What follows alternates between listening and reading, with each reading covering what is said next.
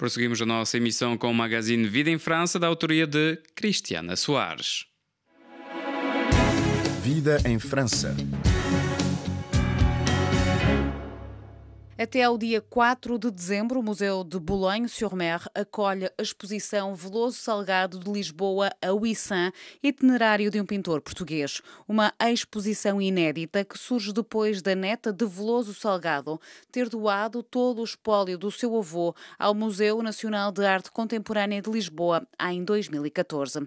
Os documentos encontrados levaram Maria de Aires Silveira, uma das curadoras da exposição, ao litoral do Canal da Mancha, onde descobriu dois dos trabalhos mais notáveis deste mestre do naturalismo português, os retratos de Virginie de Montbreton e de Adrien de Monts. Este projeto surgiu de um legado da neta do pintor Veloso Salgado, ou seja, Conceição Veloso Salgado, que nos deixou o espólio do artista que estava em sua casa, tanto na Casa de Lisboa como na Casa de Férias, em Colares. Quando entramos na casa, na sala, eram, enfim, 3 salões do século XIX que estavam exatamente como ele os deixou. Portanto, quando entramos na sala, a sensação era de termos entrado num espaço do século XIX, que era, para já, emocionante. E quando começámos a fazer o inventário, percebi que havia algumas pinturas de artistas franceses, sobretudo de Adrien de Monts e Virginie de Montbreton,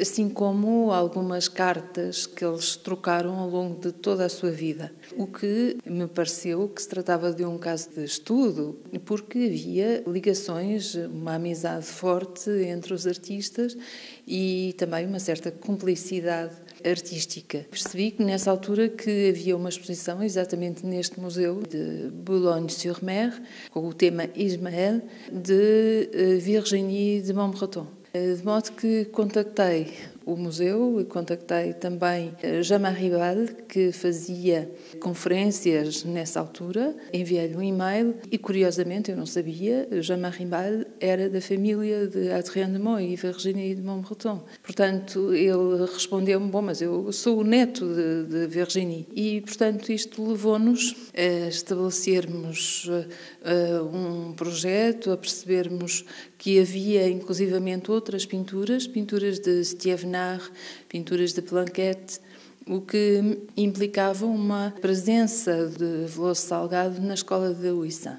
E a partir daqui conseguimos compreender que se poderia fazer, de certo modo, uma atualização do percurso artístico do Veloso Salgado. Não era apenas aquilo, um caso, enfim, de um naturalista que estávamos habituados a apresentar, mas que havia mais do que isso. Esta primeira fase de Veloso Salgado será talvez das fases mais interessantes da sua carreira artística. Mas também era mais desconhecida. Completamente desconhecida, portanto isto é uma exposição inédita e mesmo para Portugal é uma exposição inédita, porque ainda não apresentámos este caso verdadeiramente em exposição e no Museu Nacional de Arte Contemporânea. Há também aqui uma forma de fazer jus a este artista, ao nome dele, que fora de Portugal, ou pelo menos nesta parte de França, não é assim muito conhecido. Exatamente, penso que não é nada conhecido. E é interessante fazer esta ligação, sobretudo através dos seus amigos, do Adrien de Monts, da Virginie de Montbreton. Ele foi discípulo também de Jules Breton, que era o pai de Virginie, e logo se estabeleceu uma ligação grande com a família e também uma grande admiração de Jules Breton pelo seu aluno. Mas aqui não é conhecido, tal como em Portugal não é conhecido esta ligação com estes artistas do norte de França. Acaba por ser mais evidente agora, não é? Com esta exposição e com este trabalho que foi feito. Exatamente. Enfim, era um ponto completamente desconhecido. Sabíamos que existiam os retratos de Adrien de Monts e de Virginie de Montbreton por Veloso Salgado, que são dos melhores retratos da sua produção, mas estavam dados como paradeiro desconhecido. Foi um pouco por acaso e, enfim, seguindo estas pistas que eu os encontrei. E, de facto, são dos melhores retratos, que tiveram várias medalhas de ouro em Munique e em Paris. Elikia Candot, diretora do Museu de Boulogne-sur-Mer, é a outra curadora desta exposição de Veloso Salgado. Ao microfone da RFI, sublinhou que esta mostra permite abrir horizontes sobre a escola de Ouessant e as consequentes colaborações entre artistas. A preparação da exposição nos a permis de descobrir quelle était la richesse de cet artiste et qualité. A preparação da exposição permitiu-nos descobrir a riqueza deste artista e as suas qualidades de retratista e de paisagista. Vimos a importância que ele tem em Portugal e foi uma oportunidade incrível podermos apresentar uma monografia sua pela primeira vez em França, aqui em Boulogne-sur-Mer. É realmente uma honra. Tivemos a oportunidade, através destas trocas, de descobrir a riqueza da obra de Veloso Salgado que ignorávamos completamente em França. Esta exposição dá-nos um ponto de vista sobre o conhecimento que temos da escola de Ouessant. Foi uma oportunidade para podermos abrir uma nova porta sobre as colaborações com a escola de Ouessant.